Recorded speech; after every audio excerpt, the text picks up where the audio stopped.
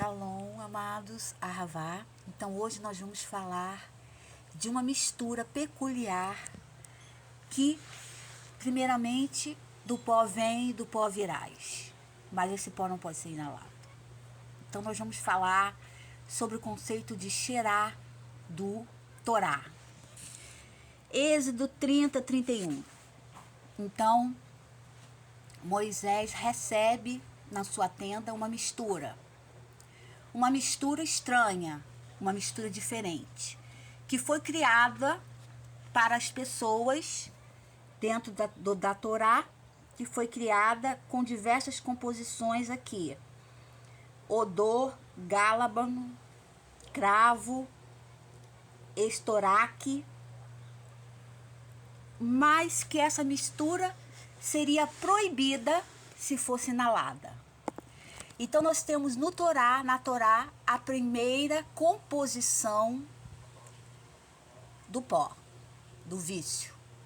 Então, segundo consta, seria proibido e essa pessoa seria banida da cerimônia se ela pegasse essa mistura de pó e cheirasse, que não era para ser inalado, porque ele dava, então, algum tipo de barato, algum tipo de coisas erradas, que levariam o homem a uma percepção diferente, que não era a percepção que Moisés, que Abraão queria, no Êxodo, né? No Moisés, está no Êxodo. Então, nesse sentido, nós podemos entender que muitas pessoas, para se soltar dentro de uma congregação ou dentro de uma tenda, como era aqui, precisavam utilizar psicotrópicos. Eu vou falar aqui psicotrópicos, mas o Torá não fala isso. Não pode cheirar, não pode inalar.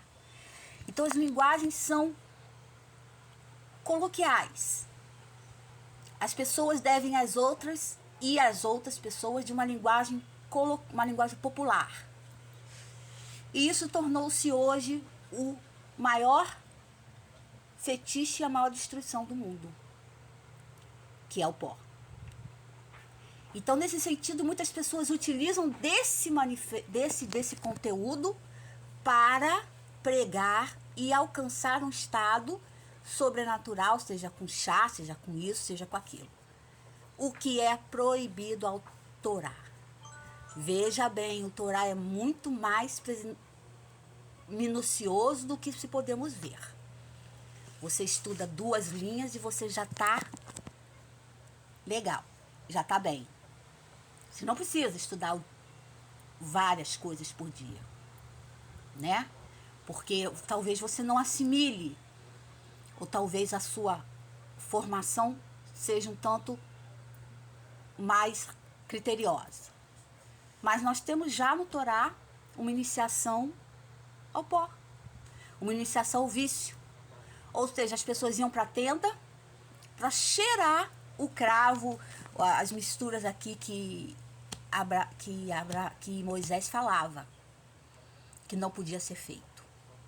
Por quê? Porque ele estava lidando com povos idólatras, ele estava lidando com povos que não entendiam o segmento da Torá, não entendiam a profundidade.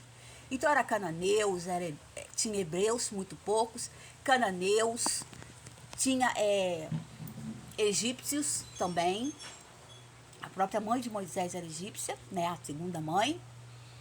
Tinha povos de Midian, tinha etíopes, tinha tudo, até muçulmanos. Inclusive, várias passagens que Elias foi ajudado por muçulmanos no deserto e que não eram corvos. Não eram corvos que estavam ali, entendeu? Então, eram muçulmanos. Então, isso existia, provando que existia uma amizade, uma profunda amizade, um profundo respeito entre ambos. As diferenças eram totalmente os beduínos que andavam pelo deserto. Então, nós podemos entender que aqui na Torá já indica a necessidade do homem de se colocar diante aos vícios, e que Deus ficava sempre em segundo plano. Isso nós estamos vendo muito hoje. Pessoas que estão fazendo suas disposições litúrgicas, suas locuções a nível de pó, a nível de vícios. E que mais lá na frente essas pessoas começam a ter problemas de saúde graves e subitamente morrem. Porque o corpo não aguenta. A toxina é grande. Então, para aquela pessoa estimular e levantar o povo, e levantar as massas, e induzir as pessoas à luta, à guerra, né? A lutar, a guerra e tudo mais, essas pessoas precisam dos subterfúgios. E isso aqui Moisés deixa claro que não pode ser feito dentro da Torá. Que Yeshu estudou. Então nós podemos entender que as pessoas que fazem isso, elas têm uma predisposição muito maior do que as outras. Claro, a química.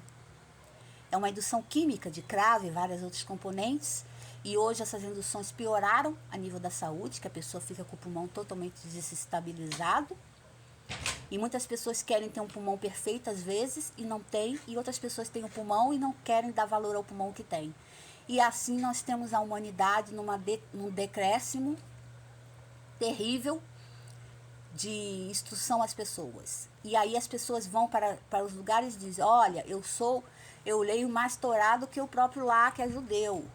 Sim, ele leu Torá mais do que o próprio, que é judeu, porque ele leu Torá porque ele precisa ganhar dinheiro através das escrituras. E o povo judeu, que é o povo de Jesus Cristo, né, do Jesus, de Yeshua, é o povo judeu, vive pela sua sobrevivência. Há uma diferença muito grande, discrepância muito grande. Então, quando a gente diz que uma pessoa é mais letrada do que a outra, a gente tem que saber que tipo de letra essa pessoa está vivenciando. Obviamente, ela precisa saber de tudo, mais do que um judeu, porque ela está vendendo, muitas vezes, o pó em público e ninguém está vendo, porque é uma coisa pessoal. Então, a sombra foi o que Freud falou e explicou desde o começo. Freud retira da Torá a sombra.